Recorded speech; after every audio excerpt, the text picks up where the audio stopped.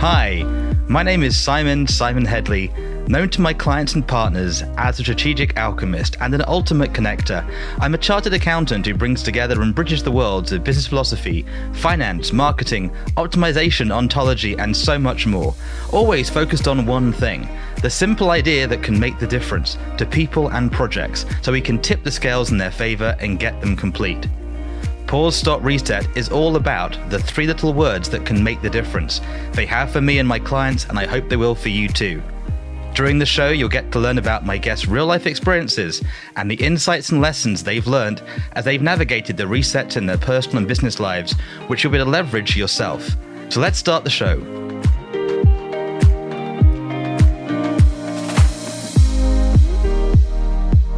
Hello, it's Simon Hedley, and welcome to today's episode of Pause, Stop, Reset. Today, I get the great pleasure to introduce you to a relatively new connection of mine, an amazing man called Akash. Akash was introduced by one of our other podcast guests, the one and only Joe Gregory, and he is up to some extraordinary things. Welcome to the show. How are you doing today? Thank you very much for having me, Simon. Doing very well, and looking forward to being part of this podcast. Well, I'm excited to have you here for so many reasons. And we were just talking beforehand, and I know that the guests listening in, the listeners listening in, and me listening in are going to get a lot of value from today. And let's start with the basics. So, but people don't know you yet. I haven't kept up with your recent resets. Who are you and what are you focused on today? So my name is Akash Vaghela. I'm a health and fitness coach, author, entrepreneur, and I'm building a global transformation company called RNT Fitness most of the time. Well, pretty much all the time. That's my main focus that I spend my days doing. And RNT Fitness is specifically for high performers, ambitious people that want to change their body, mindset, and lives for the better. And most of my days are curated around how do we create the best platform to transform for people. So my role is I'm doing less of the coaching aspect now. We have a really amazing team for that, and my day to day is spent sort of strategizing, creating, and thinking of ways we can serve our people the best way. I love it. And you've just done a reset on what those letters stand for. So what do they now stand for? Yeah. So when we started, RNT meant results now training. And interestingly, I never actually explained the acronym for 4.5 years because I just didn't really like it. But it was just something at the time it landed. And then as I got a few months into the company, I was like, you know what, this just doesn't represent what we're about. It just sounds too hardcore bodybuilding. It's focused on results now. It's very much quick fix oriented. It's very training based, and went through this journey. And as the company changed, one of the first early realizations I had was we're not just in the online personal training space. We're not just in the body transformation space, but we're in the total transformation space. And people were coming here to change their bodies, but through a physical transformation, they were changing their lives. And at the start of this year, I was thinking, we need to take this company to the next level. We need to change the way it looks and feels because it's just not representative anymore. And I was playing around with different names. I was thinking, should we go, just change the name altogether? And then someone must have said to me in passing, RNT really rolls off the tongue. I was like, I hadn't told this guy what I was thinking. I was thinking, yeah, he's right. Like it really does roll off the tongue. It's got something, it's very catchy. And I thought I have to just think of a new way to redefine it, and I have to redefine that. So we were in a WhatsApp group with my core team, and one of the guys said, "Why don't we change it to redefining the narrative of transformation?" And I thought, bingo, that's exactly it. That's exactly what we're about, and it sums our message up in a really nice way. So that's what RNT stands for now. I love it. And I love how open you are and the energy you're bringing now. I'm going to guess you weren't like this when you came out of the womb, when you were there on day one. So if you look back on your life till now, some British humor for you, so be gentle with us. What have been the biggest shifts and resets you've been through personally? I think the biggest shift I always think back to in my life was making the decision not to follow my father's footsteps into law. I come from a South Asian background. I'm Indian by descent. And we basically have three choices in life: do medicine, finance, or law. And if you don't pick one of those three, especially probably 5, 10, 15 years ago, you were considered an outcast and a failure. And my path was always going towards law and becoming a lawyer, never because my parents instilled that into me, but mainly because I thought that was the right thing to do. So I geared everything in my school education towards doing law. until I got bit by the bug. One of my best friends persuaded me to go to the gym and said to me, it's going to help me get girls. And when you're 16, 17 years old, that's a very attractive proposal to go to the gym. So we went along to the gym, and honestly, my life just changed. And the focus, control, and confidence it gave me just gave me a whole different outlook on life. And around the same sort of time, I was doing work experience at various different law firms, as you do when you're trying to boost your personal statement. And I spent 2 weeks at the place my dad works, and I got about halfway through it, and I just thought to myself, this is not what my life is going to be. Like, I can't do this for the rest of my life. Because I was spending all my free time like reading about nutrition, reading about training, reading about health and overall fitness. And I just thought, I can't spend the rest of my life doing law. And we were in a careers class, and I sat next to the same friend who took me to the gym. And we were meant to be writing our personal statements. I was meant to be writing why I want to do law. And he saw me reading some nutrition article on the sly and said to me, Akash, why don't you just do something in fitness? And I thought, there's nothing in fitness. There's no path there. And anyway, the seed was planted. I went home, did my research. I saw something that was called sport and exercise science. And I decided to just bite the bullet and go for it. And the next thing was to tell my parents. I came home and I said, look guys, I'm not going to do law anymore. I'm going to do sports science. Their first response to me was, how will you pay the bills? So I just said to them, look, I'm going to make it work. I'll find a way. And lo and behold, over 10 years later, they're my biggest supporters now. They're my biggest champions. But ultimately, that was probably the most pivotal moments in my life, and probably the biggest reset I've hit. Because I often think my life could be so different had I not had the guts to say, you know what, I'm going to do what I really believe in. I love it. And that the shifts over time, right? When you started that journey, didn't probably imagine where it's ended up now. And you're still young. We haven't hit 50 years old yet. We have decades ahead to come. And it can be quite exciting to see where you go with what you're doing. So I get a sense for you, you're at a tipping point as well, with shifting the impact you make out there, with applying these resets, applying these transformations. And I really appreciate what you shared about it, that cultural reset. I've had friends go through, and it is really challenging, letting down the parents sometimes. And then later on, they're really glad you did when it works out. But we'll keep it light for today. Go ahead. My parents last year, my dad turned 60 last year, and he decided this was the year that he wanted to get into the shape of his life. My parents they finally actually joined RNT. They got into the shape of their lives. They did a photo shoot. And they said to me, they were chatting on their anniversary dinner, and they said their biggest regret was they didn't do this 30 years ago. And that was one of the most meaningful moments for me, because, it marked 10 years in the industry for me, and 10 years in the industry, my parents, it's almost like full circle that they completely live and breathe that lifestyle, and have completely transformed not only their bodies, but their mindset, their health. Like at 60 years old, when you take control of your health like that, that's not life changing, that's life extending. And for me, seeing that was just one of the most powerful moments, and just bringing it all together in one go. I'm really glad you share that. And sometimes those moments, they mean more than money, right? They're sort of the moments that make everything make sense. The dots connect, and it's lovely you getting to have that experience now. And if you're listening in, guess what? You too can have these experience, what we're here sharing about at Pause Stop Reset, because if he's done it, you can too, potentially. And that's kind of where we're going with this, I think. And I'm really curious, of these three aspects, pausing, stopping, and resetting, which one's been hardest for you, and why do you think that was? It's a really good question. I was thinking about that before I came on the podcast. I was just thinking about the three words: pause, stop, and reset. One of the angles that we're coming out, the campaigns we're coming out with at the moment, is the Great Reset. Life is coming back to normal. It's the pandemic's been hard on people, and the best opportunities ever is now to hit reset. I've never had problems with reset. Where I've struggled with, and it'd be interesting to hear your thoughts on what the difference you see between pause and stop. When I hear the word stop, I often think of not quitting, but just stopping what you're doing. But when I think of pause, I think of slowing down and taking a breather. And that's definitely been what I've struggled with most over the years. I always say that I think I work for the worst boss in the world, and yourself. And when you have, I'm not sure if you've had this experience where you meet a lot of people who you just have a very similar mindset of, there's like a mix of ambition, but it's almost ambition to often its detriment, where you're hard on yourself as well and never accept never accept being good enough, or how what you're producing is good enough. And I struggled with this for years. I'm in a much better place now, but I struggled with this for years. And I can go into some examples of sort of what the dangers and consequences of that have been.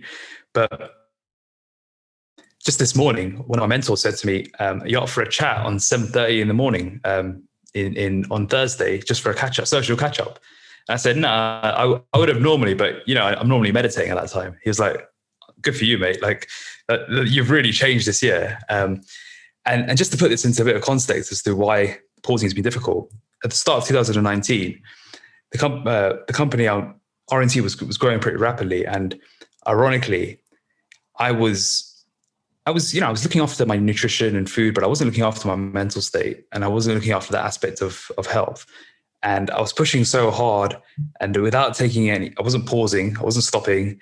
And what happened on the day before Valentine's Day in 2019, I collapsed twice. In the morning. And that's another pivotal moment in the way I approached business, in the way I approached life, because it made me realize I'm not invincible. Up till then, I thought I could do anything. I could push harder than ever. I could keep going without a break. That moment there, where I collapsed and nearly hit the toilet edge, but missed it. And then I collapsed again and nearly fell down the stairs, but luckily just fell to the side. Those two moments, I'm thinking, my life could have ended at that time. And when I was in the hospital afterwards, they took me to A&E, and I was on a drip to rehydrate myself, because I wasn't dehydrated. But what I learned that year was that when I'm not looking after my mental state and I'm looking after my stress levels more than anything, my body just dehydrates itself. And it's a very interesting response to cortisol and just the general stress response. But I was on a drip in hospital getting rehydration solutions. And that really changed my mindset as to why even people, when you're a high performer, when you're an ambitious person who wants to make things happen, your biggest bottleneck is often you, and your biggest bottleneck is often your own self-care, especially with your mind. That happened in 2019, but whilst I never went to that extreme again, I started falling into the element of like self-punishment until the start of this year. And this year has been the year where I've finally shed the skin of myself. And what happened is in 2020, it was a hard year for everyone pretty much, I think. And it was a hard year in the business. And I got to the point at the start of this year where I was watching this film with my then fiance and now wife. And it was a film about just this woman who was just, she got dumped on her night on the night she was going to get married. And then she went traveling around the world. It was the most random film when I think about it. And I just sat there and I finished watching it, and I said to her, don't you think how cool it is how free she looked during the whole film? She was like, my fiance was like, yeah. And she's like, why do you ask? And then it's like, no reason. And then we were lying in bed about an hour later, and I was like, you know what? I'm exhausted. I need to take time off. I'm mentally just drained. And I've reached this point where I fell into apathy. I don't know if you've experienced this, where you just stop caring about your grooming. Everything is messy in your house. You just fall into a state of apathy where you're just so beyond like the red line. You've just missed it completely. And I ended up taking 10 days completely off the grid. And I've never done that in my life. I took 10 days completely off the grid, of which seven of them I didn't have my phone. I was alone in the house. And that was designed in that way. And I came out of that, and I call it like my renewal, because I came out of that, and I've never, since then, I've adopted a whole different practice, where one of the things I did was I stopped using an alarm clock, which has been, I don't have kids, so this is something I can do, but it's been one of the best things I've done for myself, just because it's given me the ability to recover. But the more than anything is I suddenly had this acceptance that I don't need to push to the absolute limit where, it breaks me. But also, and interesting enough, I was holding on to this expectation from my parents all those years ago. And I had this expectation, and I've spoken to some other people about this, and apparently it's fairly common in that you create perceptions and expectations of people from before, where they've said, well, you perceive that they want you to work crazy hard. They want you to push yourself to the absolute brink. And I grew up in a I'm from an immigrant family. So my parents came here with nothing and they had to build something from themselves. And anyone who's around that environment, it's a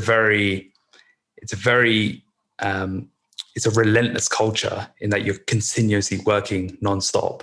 And I grew up around that. So for me, that was the expectation I had in my head of how I had to live as well. And I had this conversation with my mom and I said, all those years I've had this expectation from you, but I finally let that go. And since then, it's been one of the most freeing experiences because my mental self-care has been through the roof. And it's now something that's a staple in my day because it allows me to be present with my wife, to have amazing relationships, to also come from a place of service and love in my work, as opposed to apathy and sort of burden, which can happen even if it's something you love.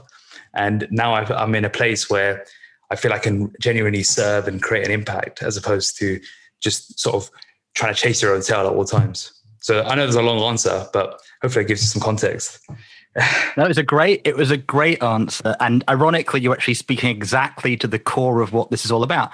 Pause, stop, reset. I will share one thing that's okay. You asked about what's a pause, what's a stop. And for me, one of the things about a pause is it can be unpaused. Does that make sense? So we could take a pause, have a glass of water and go back to the conversation. You could be doing a gym session, you're midway through a rep set and you go, just take a pause and then carry on back again. Now, when you do that, you don't lose momentum. It might be you're about to speak and you go 1 second and then you answer and you're on the ball and you're present. The stopping is deliberately taking out that momentum. And most people I find get those things really collapsed. So they'll say, let's just stop a minute. And they take a pause, they breathe for 30 seconds, and then they go back into their arguing. They go back into what they were doing before, and they never really stop. Yes. Does that track a little bit? So that's sort of pointing at these distinctions. And they are like meta distinctions. They're principles as opposed to a sort of specific, but you can apply them in your health, your business relationships. And I loved how what you actually had, unfortunately, many of us have it. You hit a bit where the universe, your body goes, stop. And it's like, I don't want to. You're going to stop now. And thankfully, you're still here with us. Most people I sadly have seen go through this. They might make $1 million with a company 1 year, then have a heart attack. They might have everything going, the relationships go sideways. Often the universe will cause you to have those stops and have those resets. But the other flip of that is if you can know it's coming, you can navigate it differently. You can start putting systems in place like your meditation times, those other things you do. So whoa, I can be more agile here with the conversations. Does that answer your question a bit? Does that address what you were based on that, it's definitely stopped then. Being able to actually stop the momentum and be okay with momentum sliding and momentum actually stopping. It's almost like, taking one step back for 3 to 4 steps forward. I think it's always been one of the most difficult things to me, but this year I feel much more comfortable in it. For example, we didn't take on any new clients this year in the business because we decided that we're going to rebuild the entire infrastructure from the inside, from team, from technology, from systems, everything. We just accepted that we're not going to take on any new clients because we want to go to the next level. We want to create something even better. And in order to do that, we actually stop, reset, and go again. So this year has been an interesting one because I've had those three come together. And based on your question, I would say in the past it's definitely been stop. And even now, I still have to check myself. I do various things in my day to try and reconnect with myself, reconnect with where I'm at. And these few sort of systems that I have in place now keep me from crossing that red line and threshold that no one wants to be on the other side of. Well, that's why I think it's an interesting time for you with your business, with the impact you're making, because you've got these distinctions now, right? And let's come to our next question. I give you sort of time to think about it, which is, what are the important lessons you wish you'd had as a younger self? Like if you could give them, what would you wish to tell yourself and why? But it is that sometimes you have to stop doing what you were doing to start something new. Sometimes you can, this magical like gliding thing and do in parallel. And sometimes you actually need to stop. You can't do both and. You can't live in America and the UK, live in Bali and do this. You can't be in a yoga lesson and a Tai Chi lesson and a chess lesson at the same time. It's not the same thing. So this stopping can feel for many of us who've gone from a place, let's say, of scarcity in our youth, or just been those sort of alpha producers, right, getting things done, to feel like a step back. And ironically, it's the biggest brands in the world are good at going, you know what, we're going to stop that product line now. We're stopping doing that. And that's very much sort of that owner operator, the visionary leaders go, you know what, enough. And it's interesting and it's challenging. And especially when you change clients, change businesses, change focuses. That's again why we have these podcasts. You asked about the sort of focus of these, is to have people listening in go, you know what, I heard something there. And it isn't easy, because if it was, everybody would have this stuff down. That's my sort of weird insight from the last 5 years. I've seen that what seemed obvious, including to myself, wasn't. And even if you know that you can, you still do it. Does that make sense? You still go, I could have paused then. I didn't pause. Oopsie. And on a good day, you learn and grow and start again tomorrow. I'm sure you've had that with clients with their dieting, right? You know, or their food changes. I will not have 2 tubs of Ben & Jerry's or Haagen-Dazs or other brands of ice cream. And they mean to stop and they don't stop. But they promise to stop, but they don't stop. I'm not saying you should stop, but does that touch on a little bit what I'm having some fun with today with you talking about? I think it's a brilliant point, especially around the brands and like being able to stop a certain service or product to reset and create something even better. Definitely something I can relate to, and it's one of the hardest things to do because the ego comes into play, right? And you got to manage and control and almost minimize the ego in order to think about the bigger picture, think about the greater good, the greater service, and the greater impact you want to create in the world. I love it. So let's go. I'm going to pause, stop, reset ourselves now. So going forward with our little question flow here, what are the most important lessons you wish you'd give your younger self, and why? It seems to come back. The first thing that comes to mind is actually a lot of these topics that we've been speaking about. I think it's a multifaceted approach in that. Firstly, it would be to stop more regularly. I think there's also something to be said for just being kinder to yourself. Like just enjoy what you're doing. Just be kinder to yourself. Like just celebrate more of what you're doing and stop being so harsh on yourself. That's the one thing I always think of is like, what would I have improved 10 years ago? It's never about what I would do. It's more about the way I would have perceived it as I was doing it, because I don't have any regrets about what I've done. It's more, I wish I'd just been a bit more gentler on myself rather than ruminating, rather than thinking I could have done it better, etc. That, they have pros and cons. The pros are obviously it stops you resting on your laurels, but the cons are is you can go through 10 years and you've not really enjoyed those 10 years. So I think that would be the one thing I am generally trying to be more conscious about now. And on a weekly basis, I have this thing with my wife where every week we'll try and report on some of the wins we've had in the week, just to check in and just to make sure that we are enjoying the journey. And acknowledging progress as well, because it's very easy to just keep thinking, I've done this. Okay, now let me go to the next thing. Let me go to the next thing, and forgetting what you've actually accomplished over the weeks, months, years. 100%. And this infinite treadmill of life, infinite things to do. One of the ways I love to take a pause, take a stop, celebrate is to read books and watch movies. I'm curious if any books or movies have impacted you on your journey. Yeah, I went through a big phase this year of, so for years I was just reading, business books basically. And there's only so many business books you could read without, when you realize that they all saying the same thing, and it could have been written in an article probably. But then I went through this phase when I took my 10 days off, and I thought, you know what, I'm going to read fiction. I'm not going to read any more business or personal development. I'm just going to read fiction. And I went through a phase of about 5-6 months this year where I was reading about 5 to 7 books a month. And I was just churning through just like fiction, spiritual books, philosophical books. And some of the best books I've read, I'm just looking at my shelf now, is one of the best books I read was the top 3 I'd say is 40 Rules of Love by Elif Shafak, which is probably an unusual recommendation. I'm not sure if you've heard of the book. It's fascinating. It's a fascinating book. Not yet. No, not yet. Yeah, it's a fictional book, but with very deep spiritual undertones. That was a fantastic book that came at the right time. Another very, very good book was The Untethered Soul. It's another spiritual book that discusses a lot of the deeper concepts of like who we are, what's the awareness beyond ourselves, the essence of the soul, the essence of spirit, awareness, consciousness, whatever you want to call it. That was a fascinating book as well. And then another book, which is a bit more of it was a bit of a biographical book, but written by someone else, called The Almanac of Naval Ravikant. So Naval Ravikant is an entrepreneur and investor in Silicon Valley. And he's someone else wrote a book about basically all the podcasts and tweets he's written about. And why he's interesting is because he's someone who's achieved a lot of entrepreneurial success, but he's someone who's also cracked the balance between health, happiness, and asked the deeper questions about life, asked the deeper questions about spirituality, questions what happiness is all about. And it's a very fascinating book to get into someone's mind that I thought was probably one of the most recommended books. Those 3 books are probably recommended to more than anyone this year as some of the best books I've read. Beautiful. And I love that but I haven't come across. I love the whole thing of, I do believe something you read can change your life. And often it's not till you sort of read it at the right time, you go, and you get that insight that alters everything you're doing moving forward. And it's really great suggestions. Love those. One of the things for me I love to explore is how people navigated their resets, both the good times and the bad times, right? So you can go through a pause stop reset through challenging situations or really good situations, like winning the lottery is a good one. You're still gonna have to pause stop reset. What's helped you through yours?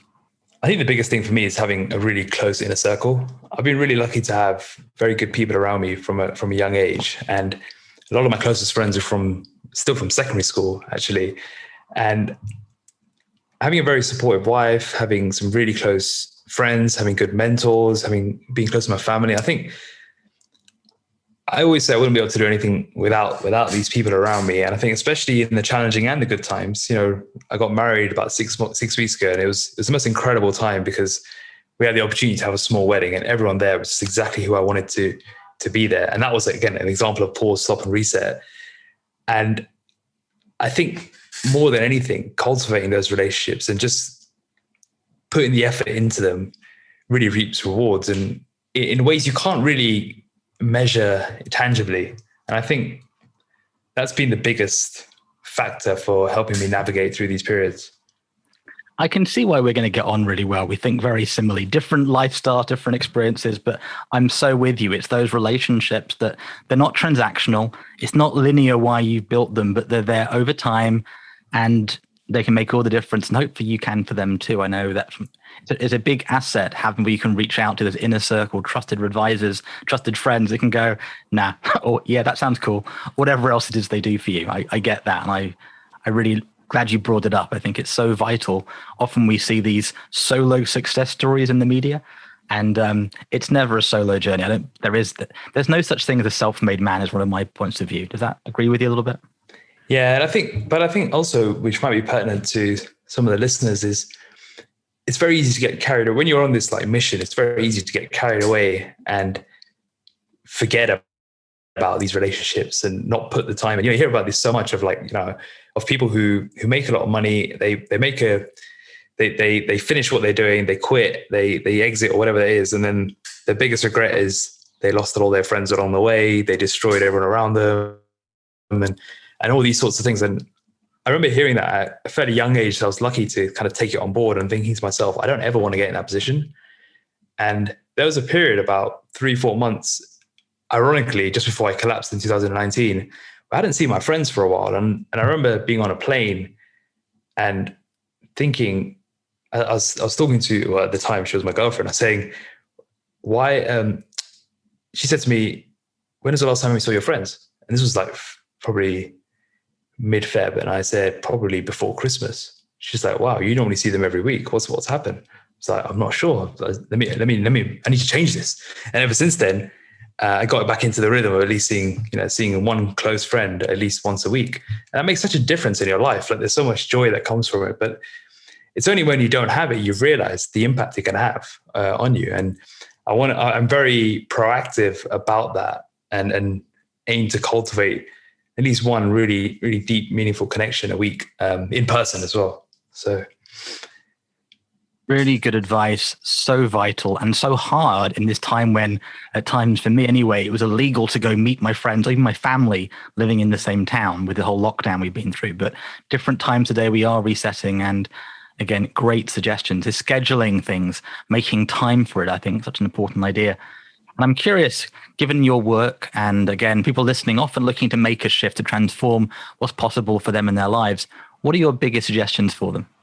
I have a formula about transformation, which is introspection plus action equals transformation.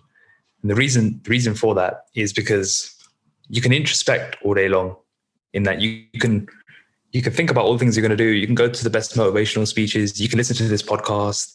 You can read all these books. But if you don't pair it with action, nothing's ever going to happen. Similarly, if you just act without thinking, you're not going to transform. You're just going to make temporary changes. I think having a really good understanding what you want out of whatever you're trying to transform and then matching it with action is critically important. When it comes to understanding what you want, one of the best pieces of advice I give to people, and it's arguably some of the most simple yet most difficult to implement, is have more time alone and have more time unplugged, where you're not being bombarded by information, by your phone, by books, by whatever, the news, etc. And actually just understanding what's going on inside you. What do you actually want? What are the emotions that are coming up? What is the muck, which is what I call, like, all the things that you suppress in your life. What comes up when you stop bombarding and slamming lots of stuff into your head? Like, anyone listening, after you've listened to this podcast, turn off your phone or put on airplane mode and just go for a walk for 30 minutes and just see what comes up, see how you feel, see what ideas come, and you just get a better understanding of yourself, better understanding of what you want.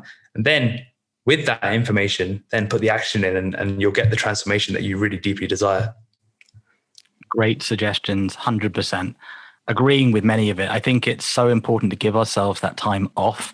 I grew up in a world when there wasn't 24/7 internet and texting, and I love communication, being connected, but you can drive yourself potty. Early in the year with Clubhouse, for example, my friends were on there like 3 days straight. It's like, great, you need some sleep sometimes, right? We're still human.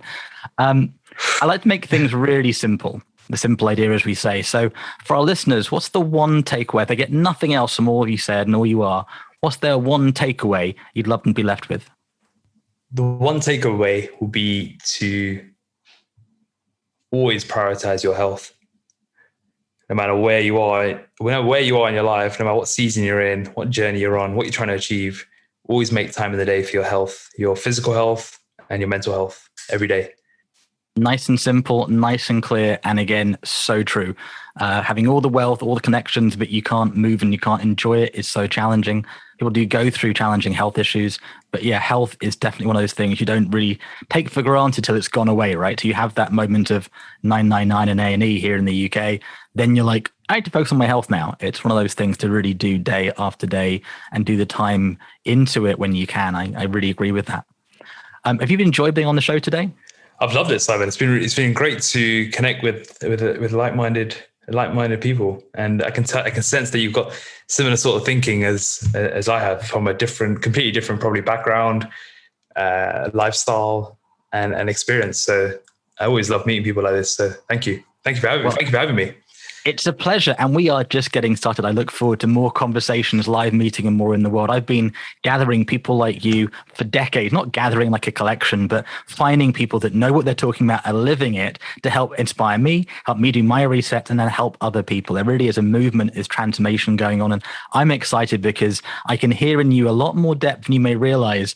And it's really exciting. You're not even 30 years old, right? When's your birthday? 30th. I'm 30 on May the 2nd, 2022. So a decade from now, you might look back and go, I remember that podcast, that recording. And a bit like with your wedding anniversary, right? You're going to look back a decade from now and the adventures ahead are even more imaginable, more creative often than we believe. And if there are others you think would enjoy going through this process with us, please introduce them to us. But this is really for you, and this is for you listening. This is all about you. It isn't about me at all. So if somebody wants to get in touch with you, what's the best way for them to do that, to connect, to learn more? How do they reach? I know you've got books and things, but how do they find out more about you? Yeah, so the best way to find out more about me is to head over to my website, is rntfitness.com, rntfitness.com. Contact me on Instagram at Akash Vaghela.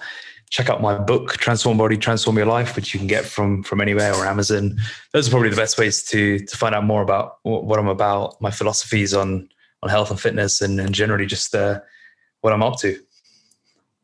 I love it. And I'm excited because I think this is the beginning of something. If you're listening in today, I know what I've got from it is this reminder to be really gentle and kind to myself, to give myself time to really stop. I know I'm talking about pause, stop, reset. And even for me, sometimes having that hour off, that day off, that week off can be hard in a creative, bubbly world with connections, relationships. But it is so important. And to prioritize health day after day. I know that this guy is up to some big things. And I don't know if you shared it yet on the recording. Maybe you did, I think, about how your parents have been through this process, right? You have talked about that, how your parents have been transformed in their 60s. Now, I'm excited. I'm only 43. I'm a youngster. But, if I can be looking healthier and not looking at being healthy in my 50s and beyond, that would be so good, I think, for us all. What are your top 3 health tips before you leave us today?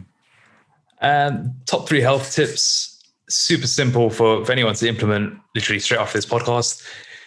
10,000 steps a day, drink 3 liters of water a day, and get 8 hours of sleep a night. Simple as that. Start with those 3 things and then worry about the rest as once those habits they develop. I'm smiling away going, 8 hours of sleep? I've not had that in decades. I've always found it hard. I'm one of the people that wakes up. I go to bed at 2 a.m, up at 5. I don't really want to sometimes, but I'm teasing. But no, having 8 hours of solid sleep is really important.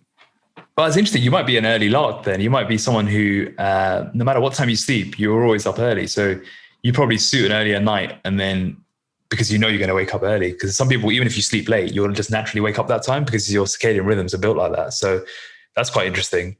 And obviously, when I say 8 hours of sleep, anywhere between 7, 9, whatever works for you. This is another thing, is that you don't have to have 8. It's basically getting a full night of rest is the key here. Obviously, if you've got kids, that's a different story. But general rule of thumb is get a good night's sleep.